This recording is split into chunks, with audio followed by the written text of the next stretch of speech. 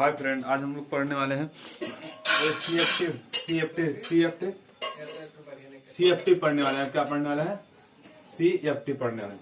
अब सीएफटी का मतलब देखो, इसका फुल फॉर्म पहले जानना जरूरत है। क्या इसका फुल फॉर्म जानना जरूरत है? जैसे सीएफटी का क्रिस्टल, क्या क्रिस्टल फील्ड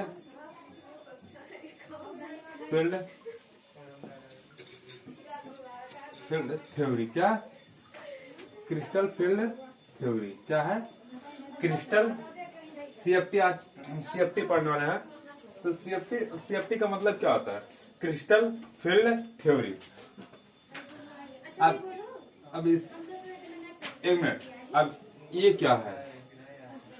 ये मतलब वीबीटी के बाद जो है, जो कोऑर्डिनेशन कंपाउंड में वीबीटी के बाद जो है ये इसका थ्योरी दिया गया था। वीबीटी के बाद दिया गया था। तो अब वीबीटी ये कहती है कि सेंट्रल मेटल आयन और मतलब कोऑर्डिनेशन कंपाउंड में जो है, जो कोऑर्डिनेशन कंपाउंड में जो बॉन्ड बनता हुआ है, वीबीटी के अनुसार जो है वो कोऑर्डिनेशन बॉन्ड होता है। क्या होता है? कोऑर्डिनेशन बॉन्ड होता है। लेकिन सीएफटी के अनुसार, अकॉर्डिंग टू सीएफटी उसमें आयनिक बॉन्ड होता है। सेंट्रल मेटल आयन और लिगेंड के बीच में जो है आयनिक बॉन्ड होता है सीएफटी के अनुसार। लेकिन वीबीटी के अनुसार जो है कोऑर्डिनेशन कंपाउंड में सेंट्रल मेटल आयन और लिगेंड के बीच में कोऑर्डिनेट बॉन्ड होता है। क्या होता है? कोऑर्डिनेट बॉन्ड होता है। किसके अनुसार? वीबीटी के अनुसार ना। अब ये देखो, सीएफटी का क्या क्या एक्सप्लेनेशन करता है। सीएफटी जो है क्या क्या बताता है, मतलब क्या क्या बताता है? यह बताता है कि मतलब कोऑर्डिनेशन कंपाउंड, जैसे देखो एग्जांपल के तौर पे तुम लोग देख लो, K4 CN6।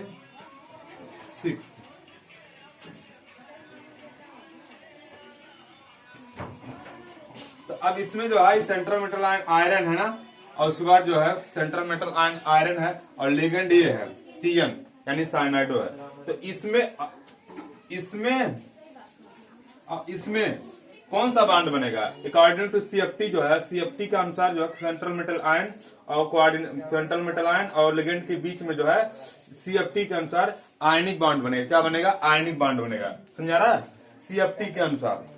और अगर जो हम वीबीटी का थ्योरी लेते हैं, तो वीबीटी के अनुसार आयरन और साइनाइडो के बीच जो है कोऑर्डिनेट बॉन्ड लगता है वीबीटी के अनुसार ना।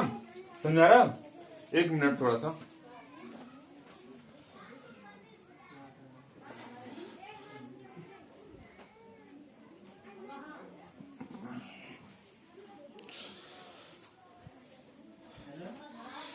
चलो समझ आया इतना बात? क्या कहना चाहता है? अब इसका एक प्रॉपर्टी देख लो, जो है सीएफटी का प्रॉपर्टी। सीएफटी का प्रॉपर्टी हम बता रहे हैं। जैसे देखो, सीएफटी जो है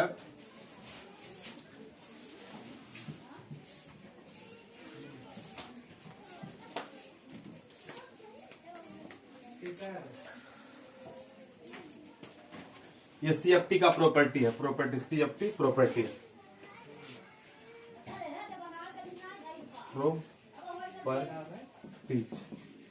प्रॉपर्टीज सीएफटी प्रॉपर्टीज। पहला देखो, पहला प्रॉपर्टी ये है कि ये जो है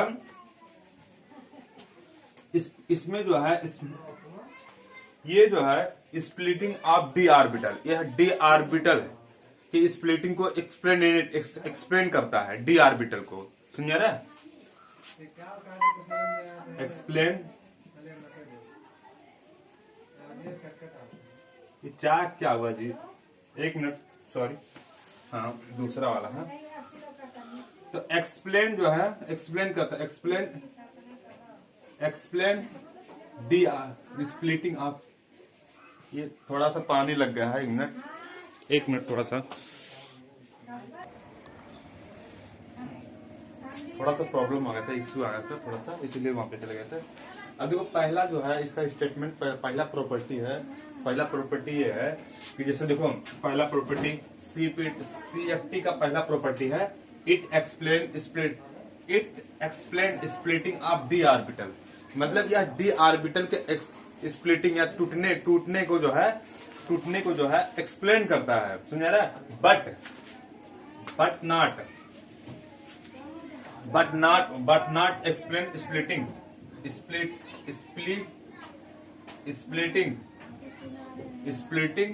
but not splitting of S और पी ऑर्बिटल। मतलब एस और पी ऑर्बिटल के टूटने का जो है यह एक्सप्लेन नहीं करता है ना।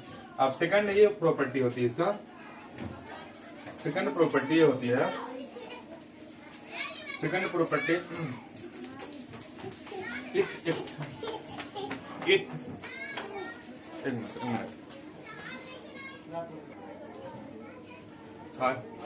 मिनट। तो इसमें जो है, इसमें सेकंड प्रॉपर्टी एक आती है कि इट एक्सप्लेन एक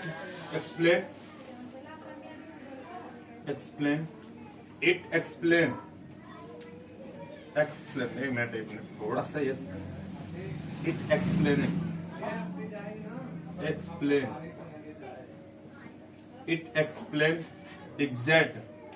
exact value of magnetic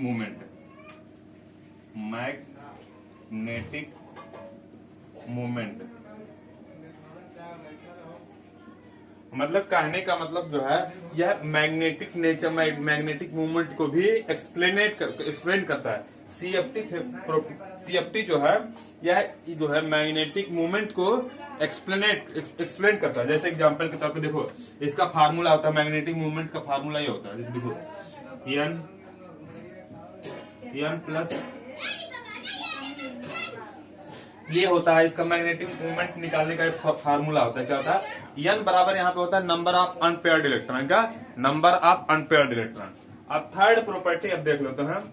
third property ये होती है इट जो है it does not explain hybridization. मतलब यह जो है हाइब्रिडाइजेशन को एक्सप्लेन नहीं करता है। कौन? सीएफटी जो है ये हाइब्रिडाइजेशन को एक्सप्लेन नहीं करता। समझा रहा है? यहीं पे लिख लो, तीसरा हमको ऊपर यहाँ पे लिख रहे हैं। इट थर्ड प्रॉपर्टी है इसका, इट डज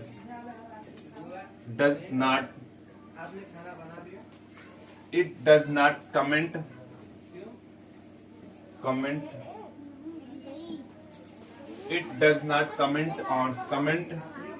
हाइब्रिडाइजेशन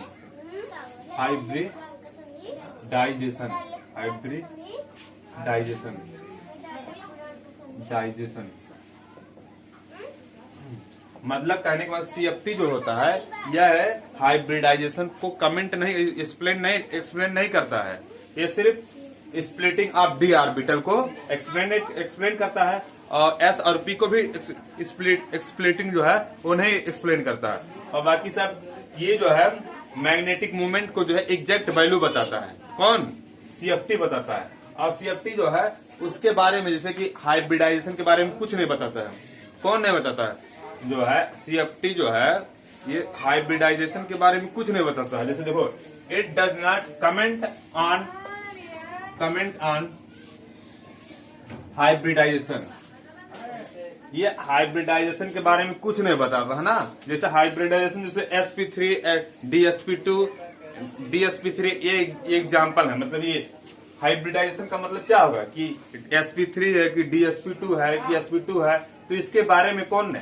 सीएफटी कुछ नहीं बताता है ना। समझ रहा है? इतना प्रॉपर्टी। अब आगे जाने से पहले एक और आता है, तो उसको समझ लेना इम्पोर्टेंट है। तो इसको जो है निकाल, देखो ये सब उतार लो। चलो, इसमें जो है सीएफटी में आगे जाने से पहले उसके बारे में जो है क्या क्या रिक्वायरमेंट, किस कॉन्सेप्ट का रिक्वायरमेंट है उसको समझ लेते हैं। जैसे डी ऑर्बिटल के बारे में जो है स्प्लिटिंग ऑफ डी ऑर्बिटल होता है, तो पहले डी ऑर्बिटल के बारे में समझना इंपॉर्टेंट होता है ना। तो पूरा खेल जो है डी ऑर्बिटल का स्प्लिटिंग होता है इसमें। तो जैसे ऑक्टाहेड्रल का स्प्लिटिंग होगा, ऑक्टाहेड्रल का स्प्लिटिंग होगा। तो अब डी ऑर्बिटल में होता है ना, तो डी ऑर्बिटल को समझ लेना बहुत इंपॉर्टेंट है। चलो समझते हैं पहले डी ऑर्बिटल।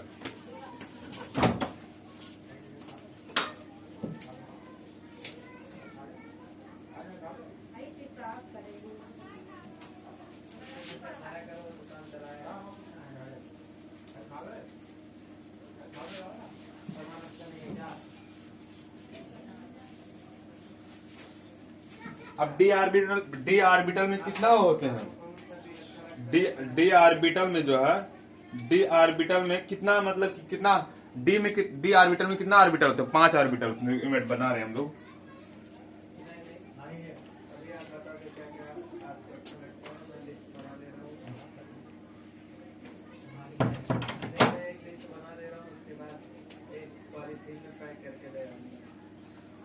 वन 2 3 4 मतलब 5 आर्बिटल हो गए ना। ये डी आर्बिटल कौन है? डी आर्बिटल है, डी आर्बिटल। डी आर्बिटल में 5 आर्बिटल होते हैं। 1 2 3 4 5 होता है। 5 होते हैं, 5 आर्बिटल होते हैं। तो किस माइनर में टूटते हैं? समझा रहा? अब देखो डी देखो 5 कैसे, 5 क्या क्या होते हैं? देखो एक डी एक्स, देखो पहले एक डी एक्स वाई होता है, एक डी एक्स वाई जेड होता है, एक डी जेड एक्स होता है ना। क्या होता है? एक डी एक्स वाई होता है, एक डी वाई जेड होता है, एक डी जेड एक्स होता है। इनको हम क्या कहते हैं? इनको हम जो है 2TG कहते हैं, 2G कहते हैं। क्या कहते हैं? 2G कहते हैं। समझा रहा? क्या कहा जाता है? T2G कहा जाता है। एक आता है, एक आता है देखो D X square minus Y square. क्या कहा जाता है? D X square minus Y square और डी जेड स्क्वायर है। तो इसको हम क्या कहते हैं? D X square minus Y square और डी जेड स्क्वायर को हम इजी कहते हैं। क्या कहते हैं? इजी कहते हैं। क्या कहते हैं? इजी कहते हैं ना। समझा रहा? मतलब D X square minus Y square D Z square को हम क्या कहते हैं? इजी कहते हैं। क्या कहते हैं? इजी कहते हैं ना। यही मतलब टूटेगा। क्या कहते हैं? मतलब ये CFT जो है मेन फोकस का ये रहता है कि ये डी आर्बिटल टूटता है तो कैसे टूटता है ना। समझा रहा? और कितने भाग में टूट जाता है। तो ऑक्टाहेड्रल, एक ऑक्टाहेड्रल होता है, एक टेट्राहेड्रल होता है ना। तो एक मिनट चलो हम लोग और बात समझते हैं ना। समझा रहा? चलो समझा रहा? तो CFT का मेन फोकस ये होता है कि डी आर्बिटल कैसे टूटता है और डी आर्बिटल किस में, तो ऑक्टाहेड्रल में कैसे टूटता है और उसके बाद टेट्राहेड्रल में कैसे टूटता है डी आर्बिटल। तो उसके बारे में हम लोग एक्सप्लेन करते हैं ना। तो इसमें छोटा सा वीडियो रहेगा क्योंकि मतलब कि वीडियो बनाते समय जो लंबा हो जाता है तो उतना MB नहीं होता है, तो अपलोडिंग करने में प्रॉब्लम होता है ना। तो इतना बात समझ गए ना कि CFT का क्या मतलब होता है, CFT थ्योरी क्या कहती है, CFT थ्योरी क्या कहती है। CFT फिर से हम रिवीजन करा दे रहे हैं, हम फिर से वही बात बता रहे हैं। CFT थ्योरी यह कहती है कि मतलब कोऑर्डिनेशन कंपाउंड में जो है, कोऑर्डिनेशन कंपाउंड में जो सेंट्रल मेटल आयन होता है और लिगेंड होता है उनके बीच जो है आयनिक बॉन्ड बनता है। क्या बनता है? आयनिक बॉन्ड बनता है ना। और यह जो है यह डी आर्बिटल के स्प्लिटिंग को जो है एक्सप्लेन करता है। क्या? डी आर्बिटल के जो है स्प्लिटिंग जो है स्प्लिटिंग को एक्सप्लेन करता है। मतलब डी आर्बिटल के टूटने की व्याख्या करता है ना। और हिंदी थोड़ा बता रहे हैं। और उसके बाद जो है यह मतलब इसके मतलब CFT थ्योरी जो है यह भी बताती है जैसे कि मैग्नेटिक मूवमेंट। क्या? मैग्नेटिक मूवमेंट के बारे में भी बताती है, एग्जैक्ट वैल्यू। तो मैग्नेटिक मूवमेंट क्या होता है इसका फार्मूला हम लिखे हैं। समझा रहा? सेकंड यह जो है CFT थ्योरी जो है यह मतलब हाइब्रिडाइजेशन के बारे में कुछ नहीं बताती। क्या? हाइब्रिडाइजेशन के बारे में कुछ नहीं बताती, उसके कमेंट नहीं करती है ना। It does not comment on hybridization. CFT theory does not comment on hybridization. मतलब कहने का मतलब जो है उसका मतलब ये है कि CFT थ्योरी जो है कि ये जो है मतलब कि हाइब्रिडाइजेशन के बारे में कुछ नहीं बताता है ना। और एक कॉन्सेप्ट जो है, जो रिक्वायरमेंट है CFT पढ़ने के लिए, जो रिक्वायरमेंट है जो है कि हमें CFT पढ़ना है, तो CFT पढ़ना है तो उसके लिए किस किस कॉन्सेप्ट की जरूरत है तो उसको पहले समझा जाता है। इसमें डी आर्बिटल की समझने की बहुत ही जरूरत होती है ना। तो डी आर्बिटल में कितने आर्बिटल होते हैं? 5 आर्बिटल होते हैं। DXY, DYZ, DZX ये होता है। इसको हम क्या कहते हैं? इसको हम T2G कहते हैं। क्या कहते हैं? T2G कहते हैं। क्या कहते हैं? T2G कहते हैं। देखो यहाँ पे हम लिखे थे, देखो DXY DYZ DZX, इसको 2TG कहा जाता है। T2G का नाम T2G के नाम से आता है, समझा रहे हम? फिर से लिखने का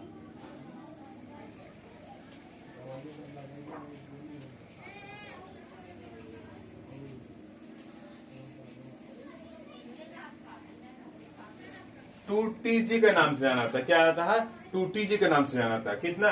जो डी ऑर्बिटल होता है उसमें 5 ऑर्बिटल होते हैं, 5 में से जो 3 ऑर्बिटल होते हैं DXY DYZ DZX, ये इसको T2G के नाम से जाना था। क्या जाना था? T2G के नाम से जाना था। और जो एक और 2 ऑर्बिटल बचते हैं DX² माइनस Y² और DZ²। DZ² को हम EG के नाम से जाना था। क्या जाना है? EG के नाम से। कहने का मतलब ये है, देखो DX² माइनस Y² और DZ², इसको हम EG के नाम से जाना था। क्या किसके नाम से जाना था?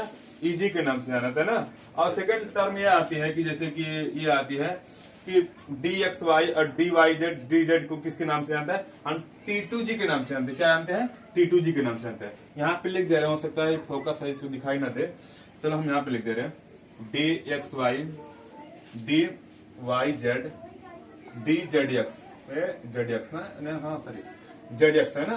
तो इसको हम किस नाम से जाना था? इसको हम T2G के नाम से जाना था। किसको? T2G के नाम से। अब इतना ही बात रखते हैं, अब बाकी सब अगले वीडियो में करते हैं क्योंकि वीडियो बहुत लंबा हो जा रहा है ना।